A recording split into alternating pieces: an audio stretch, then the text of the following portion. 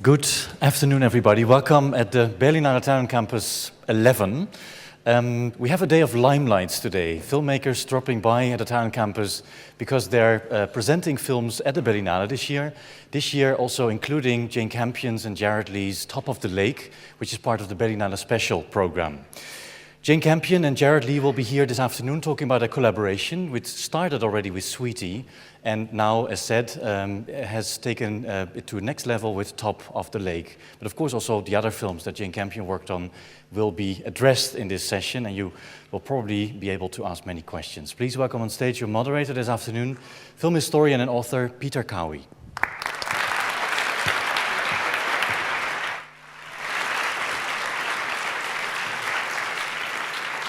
Good afternoon, everyone, and welcome to what I think will be a really exciting 90 minutes.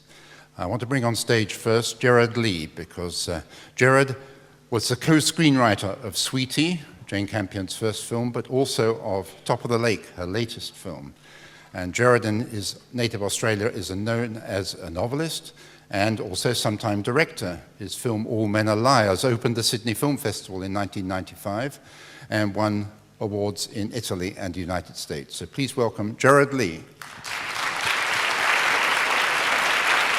Welcome. Want to sit here? Well, Jane Campion is a remarkably versatile filmmaker, whether it's short films, television series, or feature films that have enduring importance. And she's won a raft of awards, starting with the Palme d'Or for her first short in Cannes, and then the Camera d'Or for Sweetie, and then in 1990 the Silver Lion in Venice for An Angel at My Table, and her Annus Mirabilis 1993, where she shared the Palme d'Or at Cannes, and went on to win an Academy Award for Best Screenplay and to be nominated as Best Director in the same year. And whether her films are set in the early 19th century, like Bright Star, her film about John Keats, or the late 19th century, like Portrait of a Lady from Henry James's novel, or the mid-20th century, like An Angel at My Table, or the 21st century, like Top of the Lake, in all of them, the characters are painted with such vivid intensity that we empathize with them on a very profound level. Please welcome Jane Campion.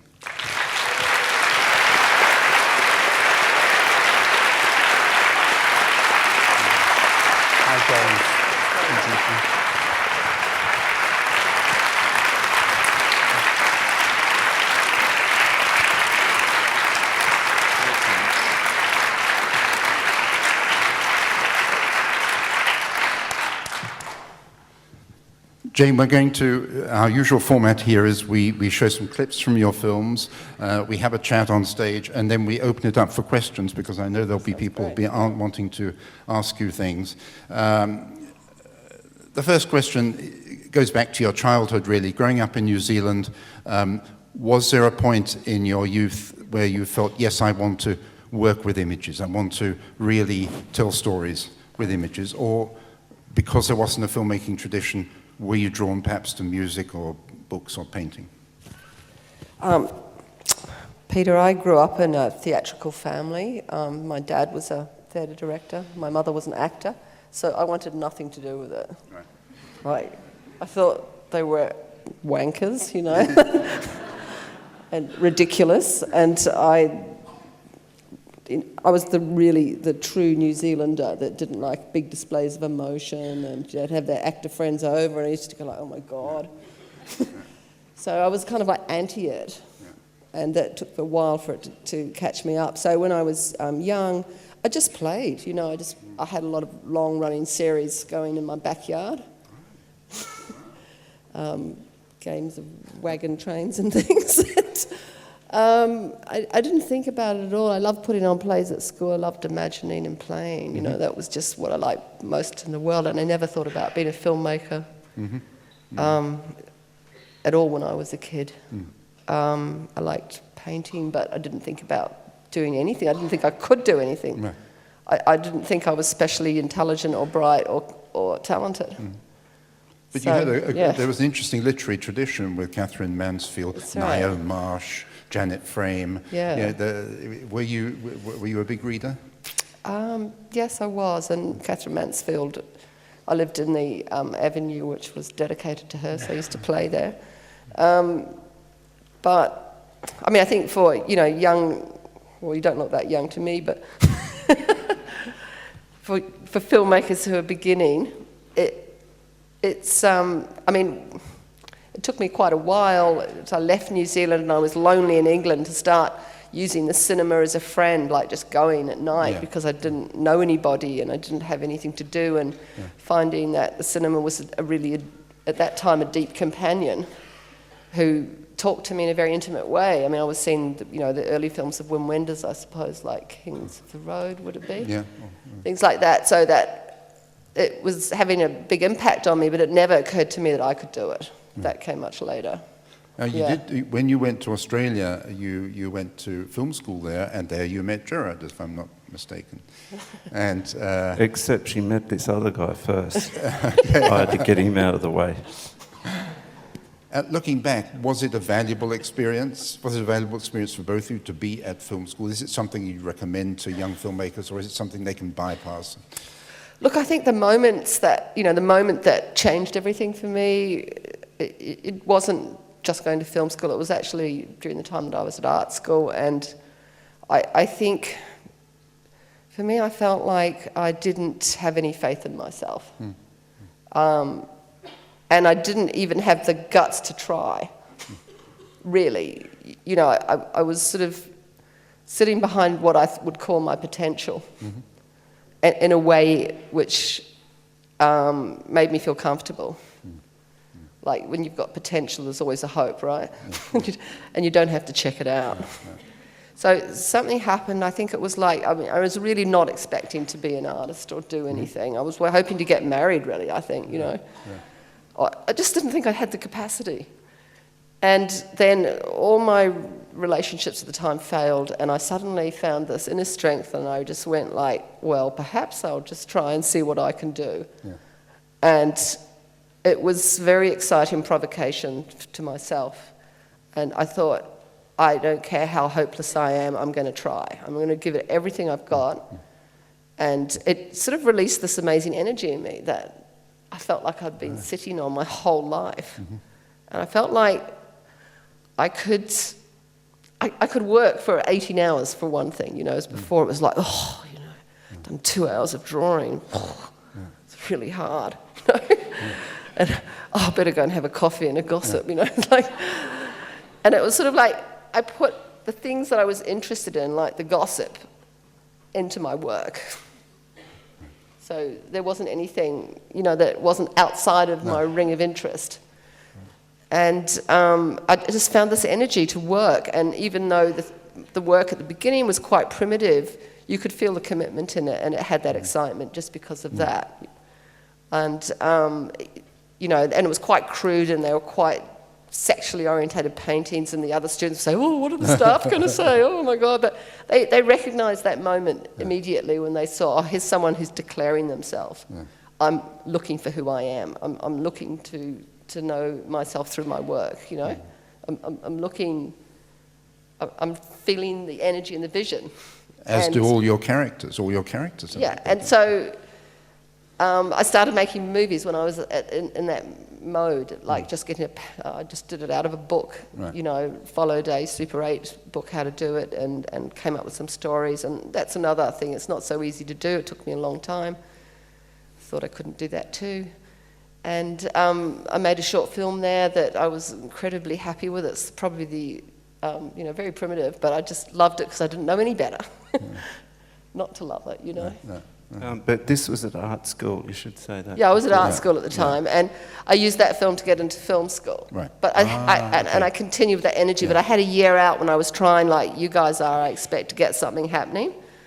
And I didn't know anyone in the industry, not a single soul, and I couldn't get anything happening anywhere. The only thing I could do was get into film school. And I was about 26, 27 at the time, and I felt like a really old student. But you were a bit older. Yeah, and She used to have this blonde fringe and wear gold lame pants and stuff like that. She looked like a fun-loving, happy girl. Now, We all have our disguises. the first clip we have is from Sweetie. Now that's the film that you co-wrote, Jared. Could you tell us how the collaborative process worked with you, or how it continues to work? I mean, how do you divide the writing? Well, the story of Sweetie is, I guess I can say this now. You know, it's a story of my family, and it's not a really happy story, but there is a funny side to it. And Jane could see the story in my family more clearly than I could, of course, because when you're in it, you just think, you know, this is normal life. And when we came to write it, we were able to act out the different character parts because we knew all the people that we were, you know, pretending to be. So that's how we would do the dialogue. We went down to a beach house and we started improvising and, you know, being the different people. And it was a very emotional sort of time, but, you know, fun as well. And when we came up with a good line, we'd write it down, or if we did a whole scene, we'd run into the other room separately and write out our version of it and then compare them and sort of edit them down. And that's basically what we still do now. We pretend to be the characters and explore the emotional realm that they're in as thoroughly as we can, and then write down the bits of dialogue that we think are pertinent to that. And I think that what Jared's saying is how it happened, but I can remember actually the day that Sweetie emerged, the actual character, because she's not exactly the same as your brother at all. And I mean, she surprised us both. Like, it's a bit like channeling, I suppose, you know, that you don't realise it's going to happen, and they just come through you and they start to talk. Well, they're two. So basically, they're two sisters who are poles apart, and this scene we have is where one of them has just eaten all the little horses. You know, for the other's sacred collection of miniature horses. So, can we have the first clip, please?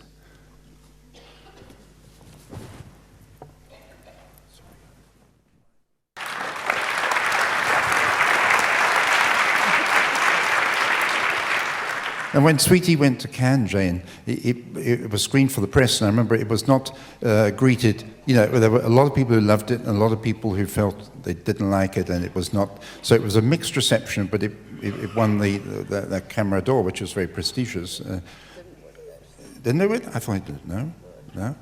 I'm sorry. I thought it was. Won the George Seydoux Prize or something. Oh, George Seydoux, right.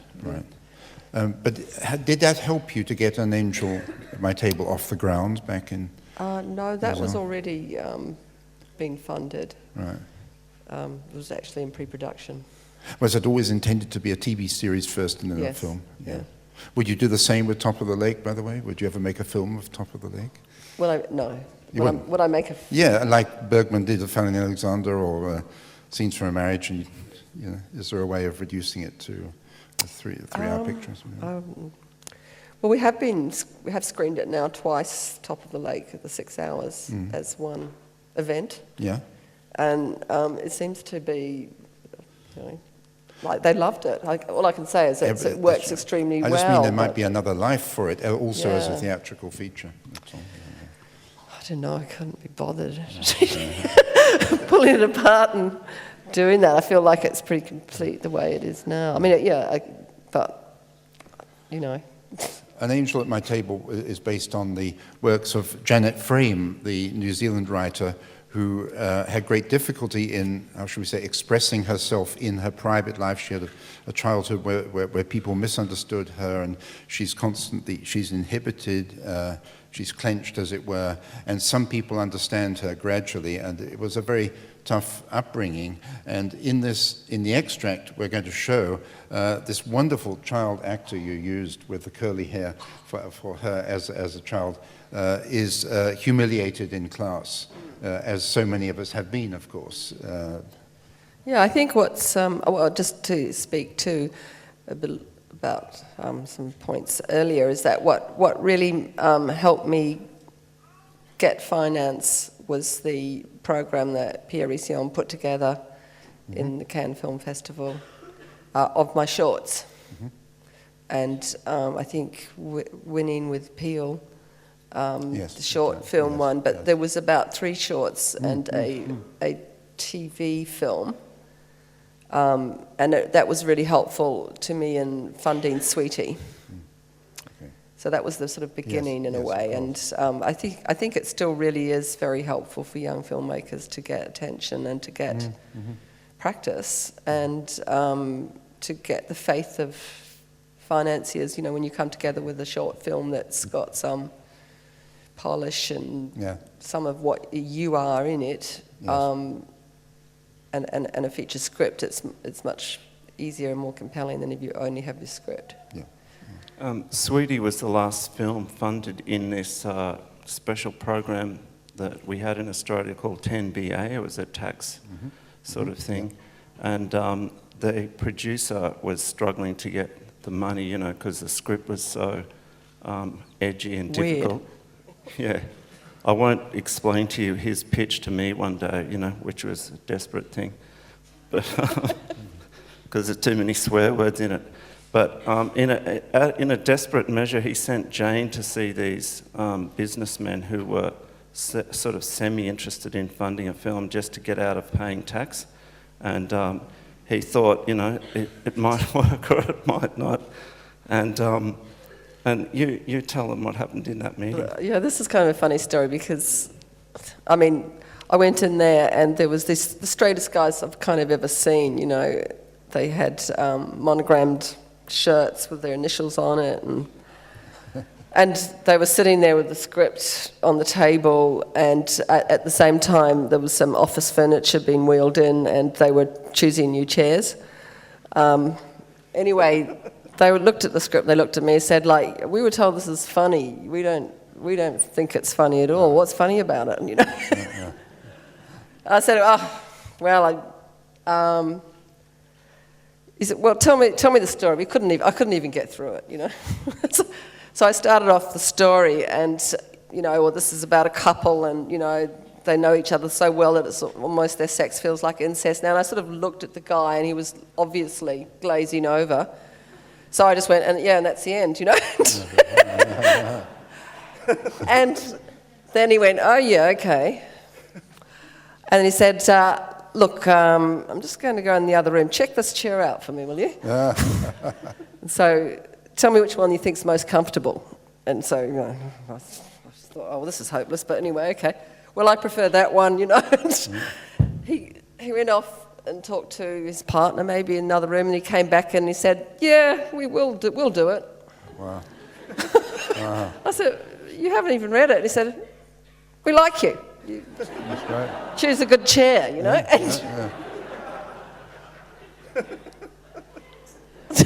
And save a lot of tax into the budget. Yeah, and I thought, I don't know what's going on, okay. And that was how it got funded. And then when they saw it with their wives, they were absolutely shocked and stonkered, you know. And they were worried that they had their name anywhere near it, you know. But then, after that, after the Australian release and the international interest in it, some Americans were interested in remaking it, and then they wanted to sort of buy back the rights and, you know, have it made properly in Hollywood. I can just remember the time when they came to see the final film at the screening, and you know, they were so worried about being bored and the rest of it that they left the lights on the whole time at the back on the desks and drank champagne and chatted to each other. So, can we have a next extract, which is from an angel at my table?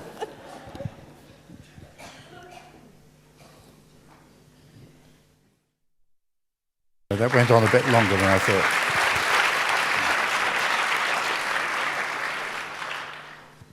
Yeah, Janet Frame was a writer that had a mysterious life. You know, we knew about her growing up, but we knew that she'd spent a lot of time in mental hospital. And I read her book, Owls Do Cry, when I was about 13, and it's an immensely poetic novel that really haunted me. And also knowing, as I read it, that this woman was in, probably a mental hospital, which we used to drive past. And then later on, when I was at film school, she wrote her memoirs. And the first book came out 2 years later, and I just read it in bed one day, and I found it totally moving and touching, like you were saying, Peter. I think what's so unique about her capacity as a storyteller is to express her vulnerability so completely, and that when you are reading someone like that, it really releases you as well, and that all the fronts that you put on to sort of cope in the world just come off, and it's like you find your inner Janet Frame. And I think that's very important and very powerful in a way, because she speaks in a very powerful way about vulnerability. And after I saw that, she lived not far from where my parents had a farm, and my godmother was a mate of hers. And so I arranged to go and see her and visit her and ask if I could buy the rights. I was like, a film student. And she was she lived in a very original, strange way in a house with the lawn was all long, and she had divided the rooms with curtains like they were in a ward in a hospital. But she was very polite with me and very beautiful, and she said, look, I think enthusiasm matters a great deal, and your effort to come and see me now, I take it seriously, and if you still feel the same way after reading the next 2 books, please come and see me again. Wow, that's great. So you had to wait for the next 2 books? Yes. And how did you boil it all down? We talked about it a lot. Bridget Icahn was the producer, and he's the partner of the John Maynard, and also Billy McKinnon was the producer of Sweetie, who I think lives here in Berlin. We worked with this wonderful writer called Laura Jones, who had been teaching briefly at film school when I was there, and she loved the books, we loved the books, so we just, I don't know how you do it, but it is 3 hours, so it was like supposed to be 3 hours, so it was about an hour per book. Right. And then we just talked about what we loved most in it and what we wanted to put in and not put in, and John, I think at one stage, wanted to insist that we make it only 2 hours, or he'd walk off. Right. And so we said, okay, you'll have to walk off because we're going to keep it 3 hours. And I mean, I don't know where we got the gumption to behave that way, but we did, and we just thought that it wouldn't be any good as 2 hours, so it stayed as 3 hours. And you had 3 different actresses for the 3 books, yes, right? for the growing up, which is always difficult. I think one of the easier, I mean, because she's got this very distinctive hair, and we put a lot of our budget into getting the very good wigs, which I think helped. Very convincing. Well, they were extremely well made, and I'm sure you people know, it's worthwhile deciding on one aspect of what you're going to put your money in, and really make sure that gives you value. Well, yesterday in How 3, we had, some of you may have been there, we had a masterclass with Holly Hunter. And she said that when she got the script for the piano, she felt it was one of the finest pieces of screenwriting she had ever seen. She just had to convince you to let her be in it. Now, how did you come up with that incredible story? I mean, what was the inspiration for the piano? There's sort of lots of different inspirations, sort of had some complexity to it. But basically, I've always loved old, 19th century stories like Wuthering Heights, and felt a lot of connection to the Bronte sisters talking about their moors.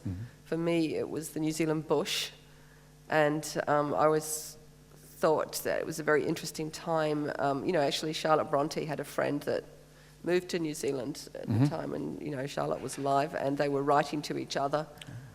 And I spent a lot of time reading that material and thinking I would love to do a sort of Wuthering Heights spirited piece. So that's my version of Wuthering Heights, I guess. I mean, I was inspired by it, but I couldn't imagine doing Wuthering Heights in England. And also I sort of wanted to do it from my country, from my place. And it was a really interesting time when, you know, the Maori people and the Pakeha people were meeting. And that sort of moment when they were wearing New Zealand or, you know, European costume. And I think that the fear of the bush as it was and the burning back of it, all of those things were really interesting to me. And the marriage, the brides that were coming out, try and get someone to marry, it was a difficult thing, so you might make an exception and take a mute. Amazing, yeah. And, you know, I don't know. And although the film of its own is so terrific, there's no doubt that the music of Michael Nyman propelled that into a worldwide hit.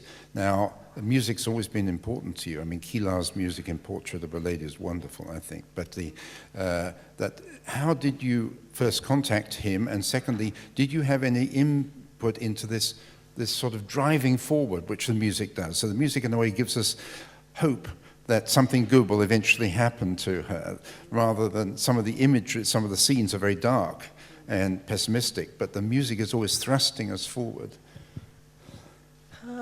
The music for the piano, I mean, obviously it was going to be a film where the music meant a lot because the piano was the character in the story, very much so, and a lot of the structure of the story revolved around the piano. You know, actually I'm tone deaf. I can't play the piano and I can't sing, and I was feeling, I felt incredibly vulnerable about talking to a composer about music, and didn't know if I could really hold my end up. But I did love Michael Nyman's music in the Greenaway movies. The Draftsman's Contract, yeah. And so I got the courage up and rang him up. And he said, "Oh, I'm just watching Neighbours right now." You know? Which was a sort of Australian soapy. Yeah. And that was written by, the first episodes were written by one of the students that was with us at film school. Oh, really? Do you know that? no. Yeah. He was in our class. Yeah. We didn't talk to him much. And Michael, you know, I think one of the things that surprising, you don't realise as a young artist or a filmmaker, is that older artists really enjoy the collaboration with a younger person because it refreshes them as well. Yeah. So he was very enthusiastic, having read the script, to come out and to Australia and talk about it, because it was one of the first things we did was to work on the music, because it would have to be produced before the film began. And I think it's a really good thing to think about doing when you come to your filmmaking, is to actually get a suite of music with your composer before you even make your film, so that you're not using temp music and then trying to get them to copy it. So what happened with Michael and I is that he said, "Oh, well, perhaps you should hire a piano at the conservatorium or something like that, and we'll go and play around." When he arrived, he's a very personable guy, and I said, "Well, we've got the piano for you, Michael." And he went, "Oh, really? Let's have a coffee. Let's go shopping." You know. And really, he wanted to do anything but. And I said, "Well, don't you think we should go to the piano?" And he went, "All right." And so we went to the piano, and he opened it up, and he played a little bit, like honestly 2 minutes, you know. And he went, "What about the cricket?" And so we just let him do whatever he wanted, go Hawaiian shirt buying, you know, whatever it was. And at the end of it, I said, well, what about the music, Michael? And he said, yes, okay, yes, right, we'll talk about it. And I said, you know, there's just one thing I've got to say, because as you know, people who know Michael Nyman's music, it's a lot of violin, you know, da, da, da, you know, those. And I said, we can't have that. So, you know that sound you do all the time? We can't have it. And he said, but that's me. I said, can't you find a different you for the piano? And No, nobody would have the nerve to speak like that who Yeah. really knows music, you know. Yeah. And he said that actually he thought, well, yes, I guess I can, you know. And when he went away, he started to think about it. And he rang me up and he said, I'm going to buy some Scottish folk tunes because that's where she was supposed to be from. I'm going to work with Scottish folk tunes. What do you think? And I said, I think that's brilliant. That's great because that will really lead you in a different direction. And I found that even though I'm tone deaf and can't repeat tunes, I can feel the atmosphere in a piece of music very precisely. I know how it makes me feel, and I know how images work with it. Yes. And in a way, that's very releasing for a composer because they hate more than anything for you to say, can't you do that in another key? Yeah. You know, things like comments like that really drive them mad. Yeah, of course. They want you to talk to them in an emotional way. Yeah. Like, you know, when that bit there happens, I feel disconnected, or I felt really excited that there was going to be some, you know, movement forward. Do you think you could do that? Yeah.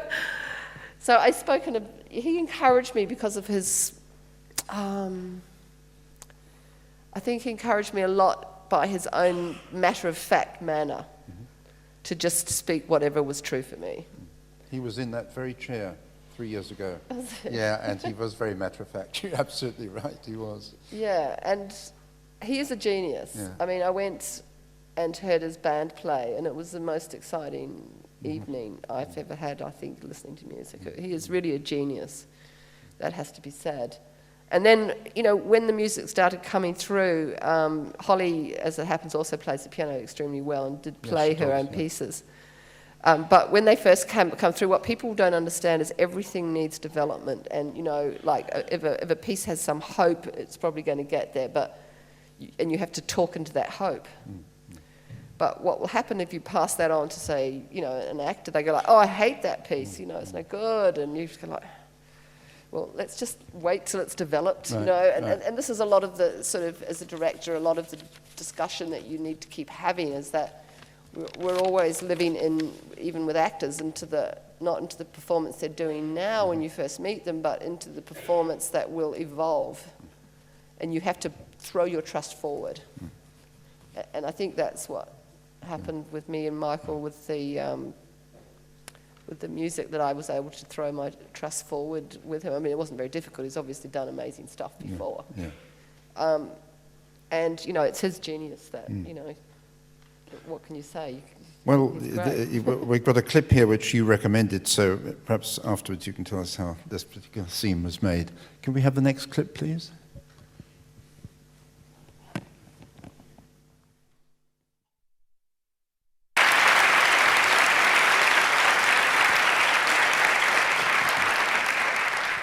Did you work with Maori people when you shot that? The Maori people, or did you shoot in New Zealand?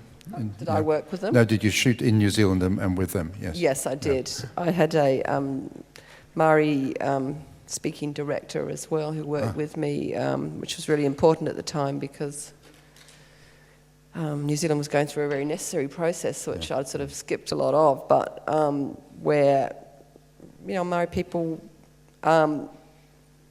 well, there was a feeling that Pakeha people, which is white people, couldn't have Maori people in their movies. But which I was insensitive to because I had been living in Australia and I didn't see why it couldn't happen, you know, if you went through the process sensitively. So I had the advice of, you know, my casting woman who was very smart with this work and worked with a lot of Maori people. And she just said, look, get a really good Maori director who speaks the language really well and, you know, someone who you like, likes you, and then that will create the leadership for the others and they'll come on board because they trust him. And that's what we did. I met this guy called Wazzy Shortland, and he arrived in a big pink tracksuit, and I really fell in love with him straight away. He was sort of very distant to start with, but, you know, we negotiated our relationship, and we're, you know, best friends now. His ambition was just to have the Maori actors speak Maori as well as Harvey Keitel did, basically. Did they accept? Harvey Keitel has a very good ear, you know. And you know what's humiliating and difficult for some of the Maori actors is, well, they felt it was that they don't speak. They're not Maori speakers. And there's been a big renaissance in the culture in the meantime, where people are, you know, learning the language at kindergarten. But you know, Wazi is a first language. He learnt Maori growing up, so he was able to really support them and give them faith in themselves, and they do a good job. You also directed Anna Paquin so well that you brought out.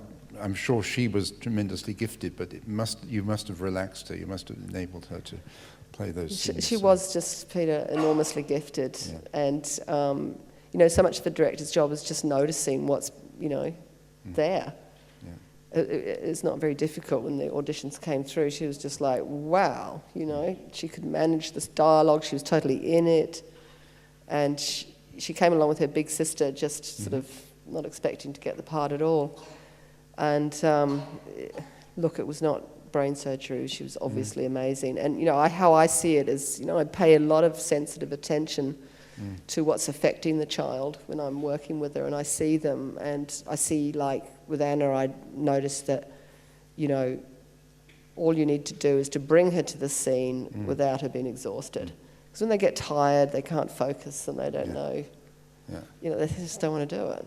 So, you know, you try and schedule their important scenes early in the day and make sure they're rested. I mean, it's very basic mothery type stuff, you know, and then you just make sure they do their best job. She also had a great relationship with Holly, which was fundamental to the part working. Holly said she hadn't had children of her own at that time, and she regarded her almost as a daughter. Yeah, I think she was immensely relieved that she could love Anna as much as she did, you know, because when you're, you know, given a child to work with, you don't automatically know how you're going to feel about the child. But in the case of Anna and Holly, it was a very tight relationship. I really enjoyed it. Now, Portrait of a Lady, based on the Henry James novel, is a film you brought a particular vision to, because you have a sense all the time in these dark interiors that these are people who are, well, Nicole Kidman's Isabel is desperately looking for the light, but all the others are sort of in this darkness, and the way you light the interiors is very, very special. And we have a clip here where John Malkovich, who so often plays a sinister character, rather sadistic character, he marries Isabel, not unlike The Piano, I suppose, with Sam Neill and Holly Hunter, but the idea that he will not let her go, to see the man who probably she loves more than anybody else back in England when he's sick. And so could we have the next clip, please? Yeah, I think just before you show it, Peter, if you don't mind, for people that don't know it, I mean, Henry James really is like one of the master novelists, and I really fell in love with this story, Portrait of a Lady. It's a magnificent story, and I just tried to do my best to tell it. And one of the only ones that James Ivory hadn't done as well. It was good to have a new view of Henry James, not just James Ivory. Yes. And I think coming from New Zealand like I did, the story of Isabel Archer really touched me, because it's like someone coming from the old country, which in the early days was America. And having a fresh view, and having overconfidence perhaps in her own capacity to work things out and to be able to sense whether a person was a good person or a manipulative person or not. Isabel Archer didn't realise that there was complexities to Europe that she couldn't fathom, or to life, basically. And that she was overconfident. She had no idea how much darkness or mysteriousness or evil, and So eventually she becomes almost a prisoner in John Malkovich's embrace, almost. She falls in love with John Malkovich's character. Osmond does a wonderful job of seducing her and making her believe in himself as this sort of collector and lover of beautiful arts, of which, of course, she's one of. But it's more cynical than that. He's aware of her fortune, the Madame Mel for personal reasons, is wanting to set Osmond up to marry someone very wealthy. And she, yeah, I mean, I've experienced that feeling before myself, not realising, you know, being too innocent in a way, not realising the complexities of desires that can be in a situation that can be quite shockingly dark. So could we have the clip, please?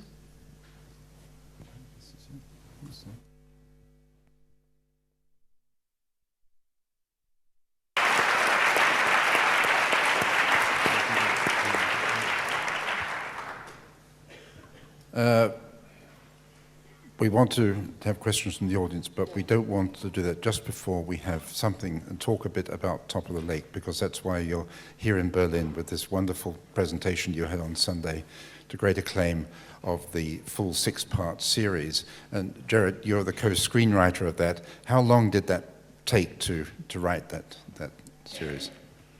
I think it took about 2.5 years, didn't it, from when we started. We were daunted by a 6-hour project, and we were intending to get a couple of other writers in to help us, but we're having such fun, and we thought it would probably take 6 months to get someone into the same sort of frame of mind that... More like 16 years. Yeah, you know, to get the tone that we were after, that we were exploring ourselves, you know, we even didn't know what it was. So we just kept going, and well, basically we had a really good time. It was very invigorating and hilarious some days, and you know, we caught up with a lot of stuff that we didn't know about each other.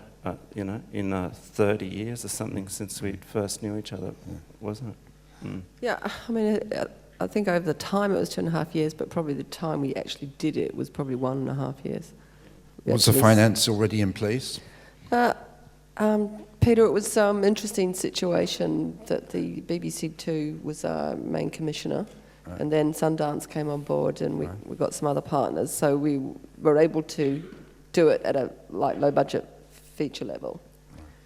So the financiers were on board, and their provocation to us, or to me, was, we want your vision, we want it to be, you to be, don't hold anything back. You know, it's completely different than you would normally get, you know, like, make it safe, will the audience like it, you know?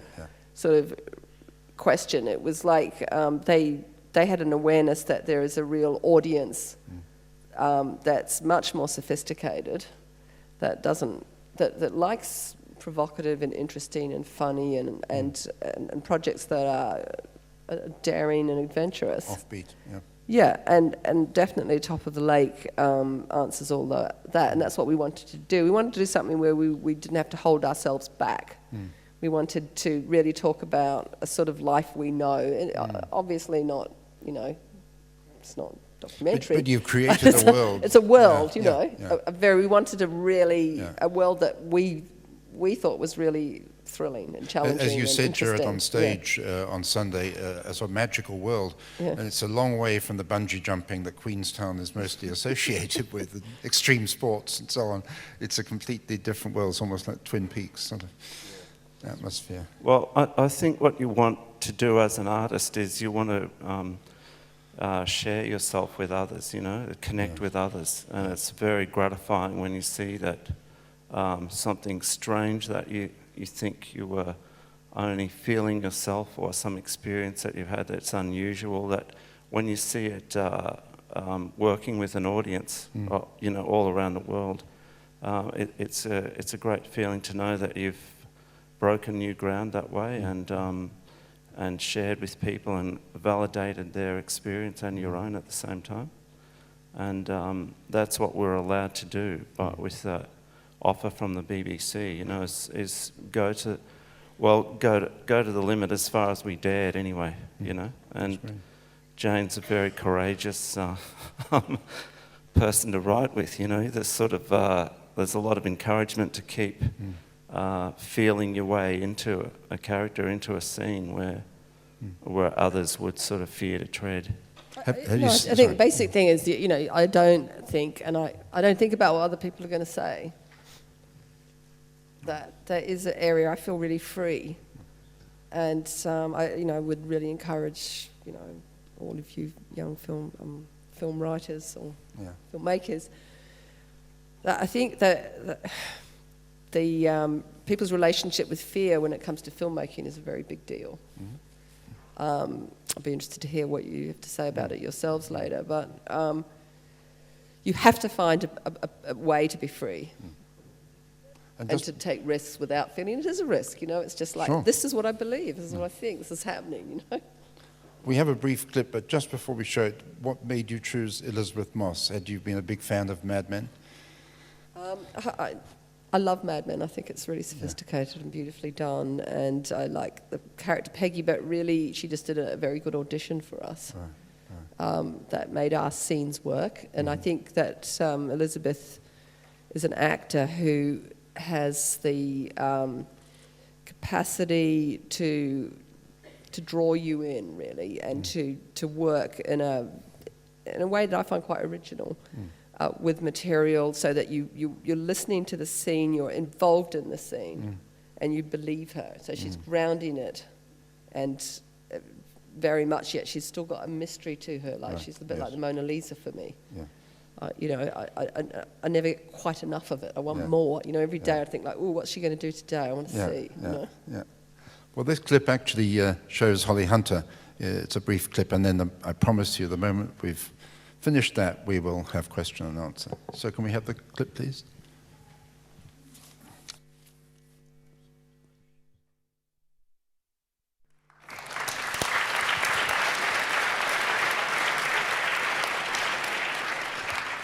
So how it works, as those of you who have been to these sessions already know, we have microphones on either side of the auditorium. Please grab my attention and then wait for the mic so that you are immortalized on digital tape. There's a lady here in the third row, so that one, please. Yeah, hello, thanks for being here. I'd like to know about GJ, about the character we just saw, and about the development, and if she was a dish, what kind of ingredients you would have put into this dish, and at what time.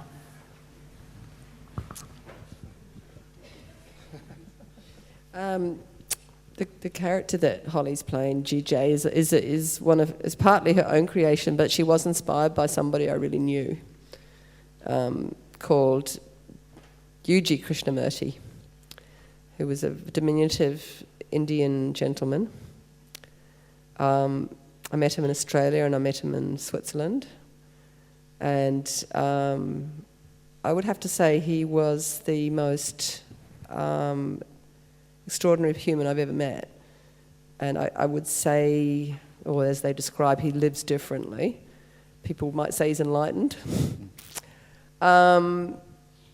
He's the only person I've ever been around who doesn't want something from you. In some subtle way, every human wants something, is looking for something.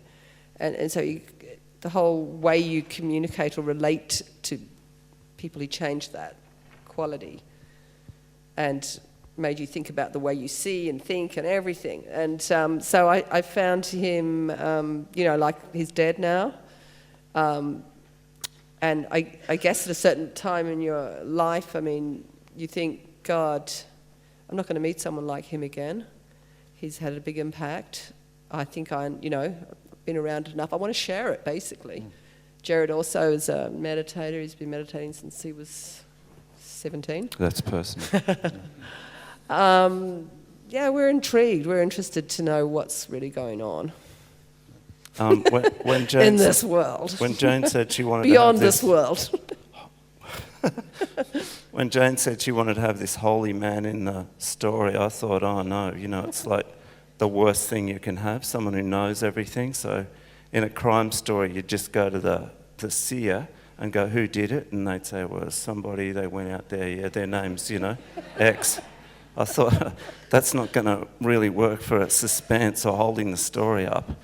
But she said, just read this book, and I started to see that this particular guru was quite a threatening provocative, challenging person. And when we were doing those, writing those parts, Jane would get into guru mode, and it was, it was really good. I'd go home sort of feeling a lot better and a lot lighter and more enlightened myself. And Holly Hunter said yesterday that when you proposed the part to her, she said, "Why don't you just get Ben Kingsley to play it?" Yeah, she was trying to get out of it. Yeah, I that's didn't right, even yeah. realise it. Yeah, she said. Yeah. So another question. I know I don't want to neglect the balcony, but there is someone in the front row here. Can we have a mic coming along this way? This is such a cute little theatre. I don't really see it. It's lovely. I've got one question to you, Jane, about directing actors. How do you work with them before shooting? Do you rehearse, or you're just talking to them? How do you develop the characters with them? And if you leave much of freedom for them, how it is? Well, when I first started working, have you made any films yet? Yeah. How did you find it? I'm rehearsing a lot with actors before. So you worked a lot with actors? Yeah. I mean, for me, when I first started, I was terrified of them. I thought they were going to ruin my work.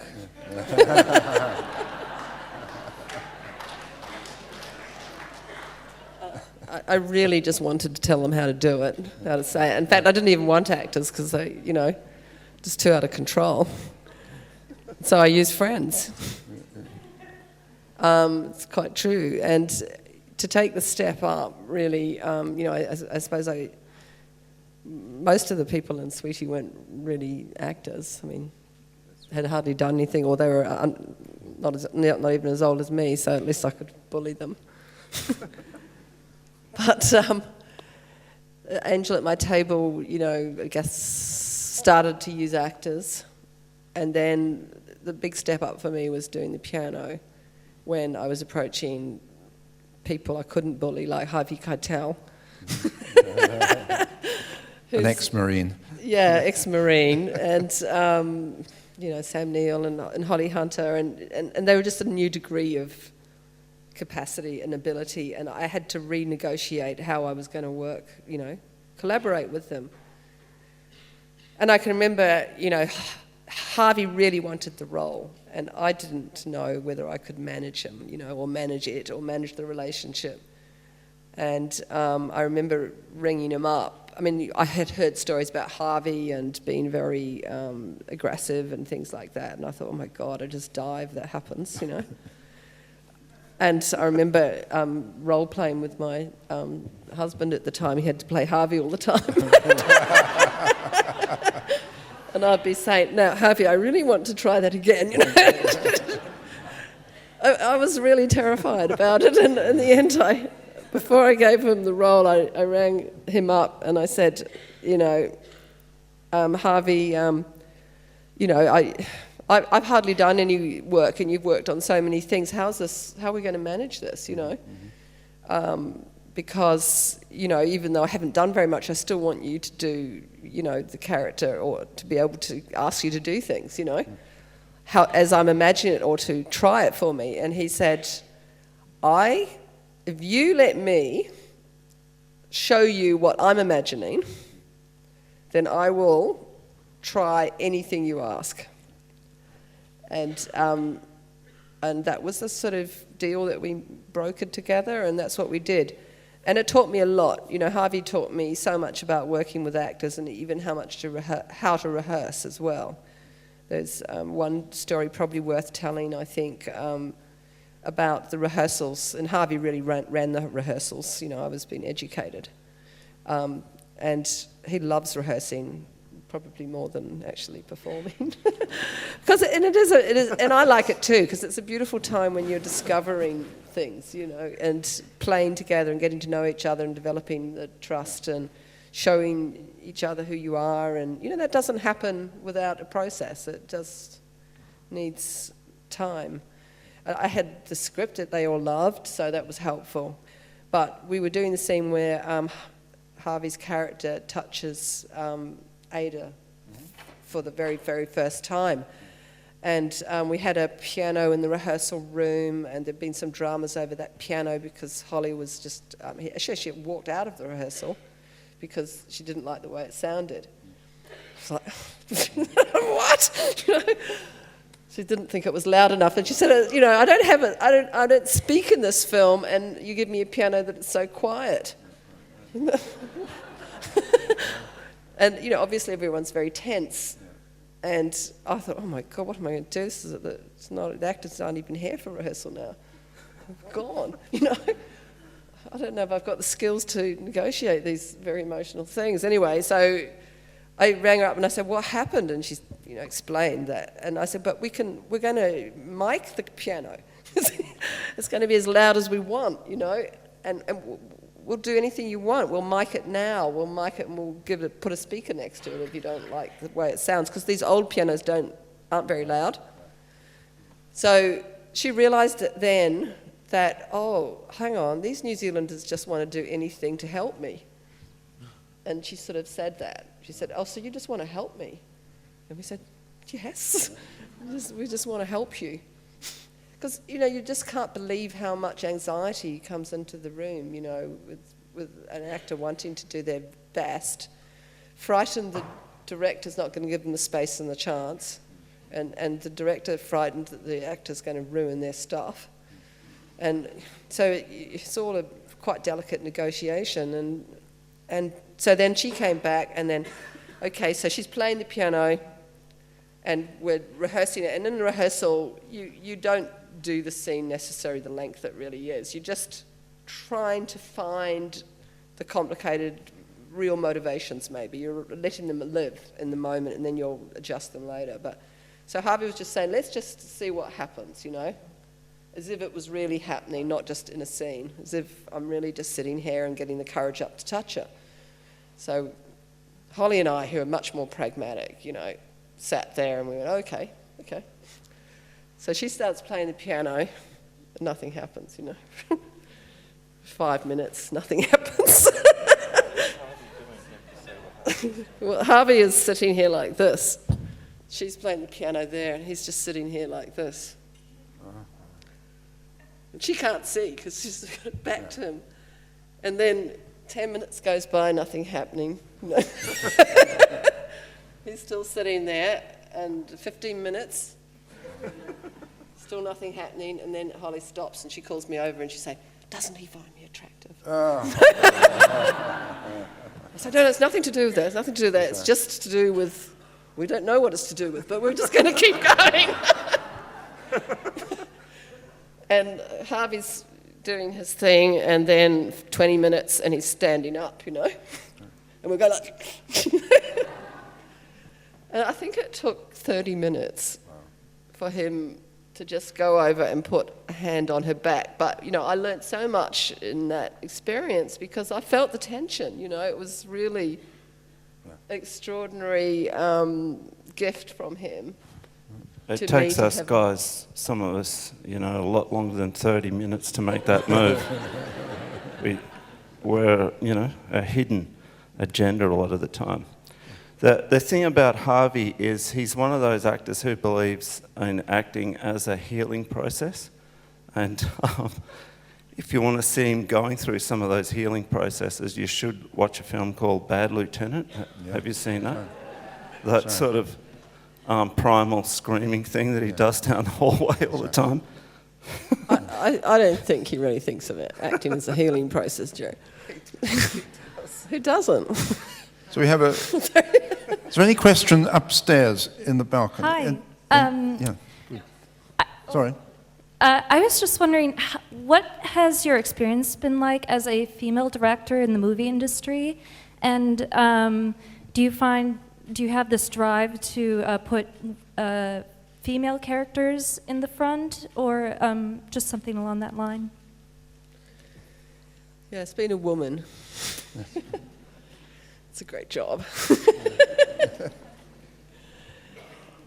I'm joking because it is a sort of a joke now. That we were just talking about it, actually about it and thank you for bringing it up, because we were talking about it together, Peter and I, about how people say, oh, what's it like as a woman director, when you think, well, men never get asked that question. Yeah, women's film festivals.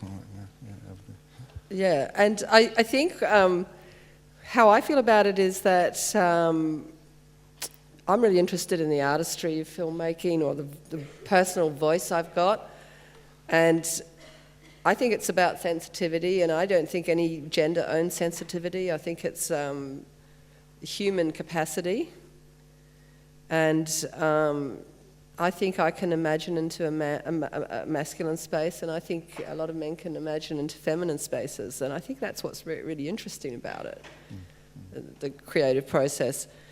Well, there's also, what you're saying is, there's also obvious fact that there's far fewer women directors than there are men, and there's far fewer women CEOs, or there's far fewer women at the top of making decisions in every business in the world, really.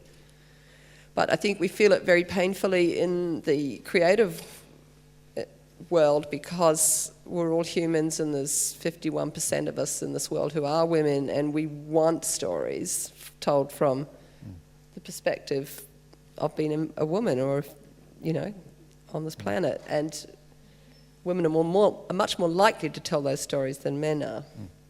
So that's all I have to say about it. I had a hard time when I first started with some guys as a filmmaker. I think even young male filmmakers can have a hard time too, getting the respect of the crew. I never even think about it now. No. I never even think about it now, and I know that lots of people really enjoy working with women film directors because they're nurturing, you know. They don't have a highly competitive alpha male-y type thing happening with the rest of their crew or their actors, and they tend to be quite compassionate. I think as a storyteller, Jane is a woman, or I think of her as a woman storyteller as opposed to a feminist storyteller, where she's not trying so much for strong women characters as complex ones, as women, and storylines that are more interwoven with each other. There's a broader view of story. You know, sort of a typical male story has a very strong through line. It's going to the climax, driving towards it very, you know, solidly the whole time. And Jane is a much more, has a broader way of bringing in other parts of a story and other parts of a community of characters, and still progressing in a more sensuous way towards a conclusion. You know, I think Ben Whishaw in Bright Star is an example of a very complex male character you created recently. Yeah, I mean, I'd love to think I created John Keats, but well, John Keats is, was a great, his poetry and his story was a great inspiration for me, because, I mean, his high degree of sensitivity, when I read the story and I read his poems, and I realised that he really did his best work at 23. I don't know how many people here are younger than 23 or 25 even. Can you just put your hands up? So here we are with an artist like John Keats, who had already completed his masterworks. Yeah. And it gave me a realisation of, you know, we don't trust young people and their thinking, but actually it's already happening, you know. And most of you out there, I'm sure, already know what you think and how you feel, and you've got something you want to say. But our culture now doesn't give you that sort of opportunity. But anyway, what the point for me was about it was that, you know, when you come into the world as a human being and you have a consciousness like his, it's sort of the whole point of being human, of course. To experience that sensitivity and that degree of awareness, I guess, that he had. And of course the story, you know, his personal story is very sad and tragic. Sure. Yeah.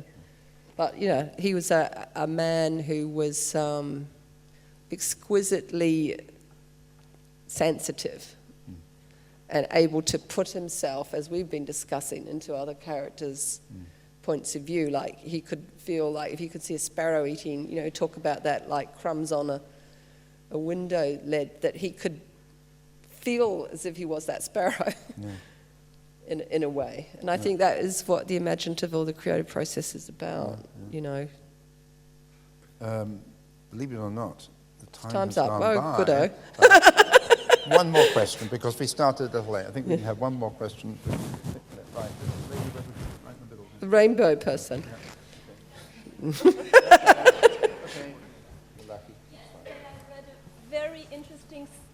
I've read a very interesting statement by Isabelle Coixet, and I'd be very curious to hear your comment on it. Isabelle Hubert, did you say? Isabelle Coixet, Coixet.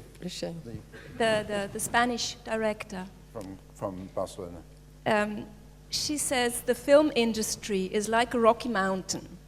Boys climb with boots and sticks.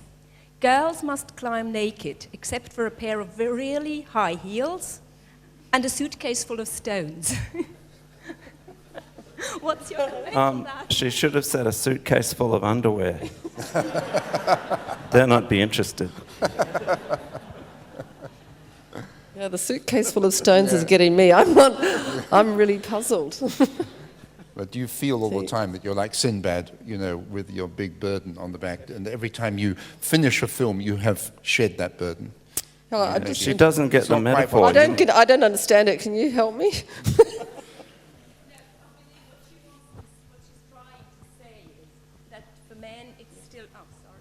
What she's trying to say is that for men it's easier, whereas women Have to make themselves so vulnerable. Exactly. Yeah. At least that's why I was asking if you could comment. But you know, on I that. think the good male film directors also are so vulnerable. That's the way it is. If you're a real artist, you're vulnerable, and if you're putting on your boots and you're avoiding it. And I think also this androgynous quality is so vital. I mean, Ingmar Bergman once admitted to me that he had 50% female chromosomes, that he really felt that female side of him, which is why he had so many great female characters as well as male characters. And I think that's vital. You have to have that sensitivity for both genders. When Jane and I were working together, we found that, and this over a long period, that when Jane was doing the male characters, we'd get better lines than when I was doing the female ones. That it was better that way. Well, I don't know. I mean, I think it's a playground, you know, and that you can be playful about it. I don't take my personality or my character or any of those things too seriously. I think the other thing most about of the time, and I think it's a good thing not to. You know, you know, it's not. It ain't too serious. the other thing about the film business is it's a joining of mixture, you know, of art and commerce, and the commercial people want to invest money in someone who's very confident, who knows what they're doing, and you know, moving forward, sort of with certainty. But a proper artistic person is always on the edge of not knowing what they ought to do next. You've heard Jane say that in a lot of instances tonight.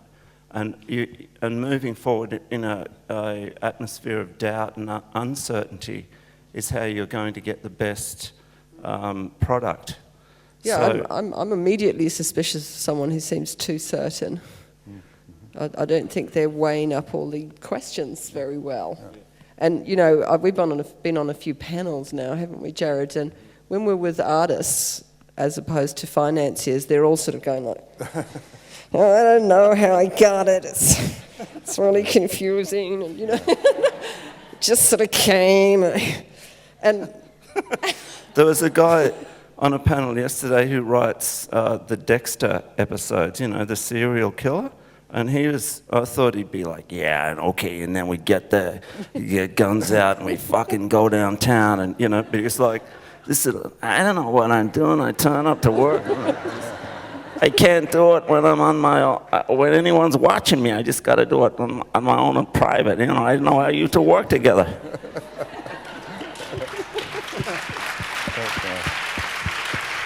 Well, on that happy note, and I'm sure you wanted to end on a note of laughter, that thank you both, Jane Campion and Jared Lee, for giving us so much time.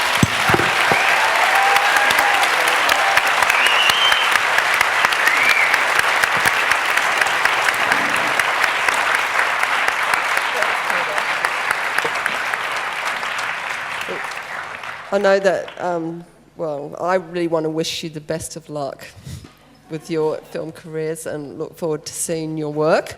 I know Jared does too. And, you know, when you go to ask for money, people who are experienced, they don't mind if you fumble and carry on. They really do know that that to be an artist is a weird thing, you know? It is really a little crumbly, you know, a little stumbly. And, you know, when we work with the BBC Two people, what they want to do is to be able to, you know, they realise that you're courageous in doing that. That is a courageous, I wouldn't say it's a mission, isn't it? It's a kind of calling that you've got. You've got the calling. And you've got to kind of keep opening that up rather than, you know, glossing it over and making everything seem too professional. They can do the other stuff. They can help you make sense every now and again of things, you know. Yeah. But to actually get the little kitten puppy creature inside you that could do something extraordinary, that's what's rare, you know. And that takes courage to let it really have a voice. I can say this because I can look out there and see none of the haircuts that I'm used to seeing in Berlin, which is the bias cut. Most of you have got what I would call normal hair, and that works really well with a financier. And I would encourage you to have hair like mine, which is kind of greasy and pressed down, because you've been wearing a beanie all day and didn't know you were going to be on a panel. And it's just coming in, what? Yeah, I want a few $1 million for a film. I'd say it will work.